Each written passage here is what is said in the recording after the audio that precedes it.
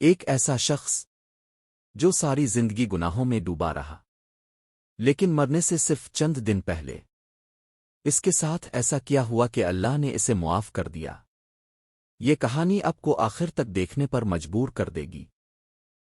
یہ ایک نوجوان کی کہانی ہے جو نماز نہیں پڑھتا تھا، جھوٹ دھوکا اور گناہ اس کی زندگی کا حصہ بن چکے تھے۔ لوگ اس سے نفرت کرتے تھے اور وہ خود بھی اپنے آپ سے ہار چکا تھا۔ ایک رات جب وہ اکیلا جا رہا تھا، اس نے ایک بوڑھے شخص کو دیکھا جو سجدے میں رو رہا تھا اور کہہ رہا تھا، اللہ مجھے معاف کر دے۔ یہ الفاظ اس کے دل میں اتر گئے۔ وہ ساری رات سو نہ سکا۔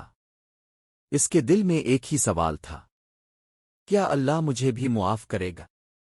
اگلی صبح اس نے وضو کیا، کئی سالوں بعد پہلی بار نماز پڑھی، اور جب وہ سجدے میں گیا وہ ٹوٹ کر رو پڑا۔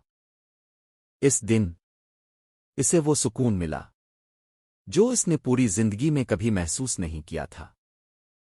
لیکن کہانی یہاں ختم نہیں ہوتی۔ چند دن بعد وہ شدید بیمار ہو گیا۔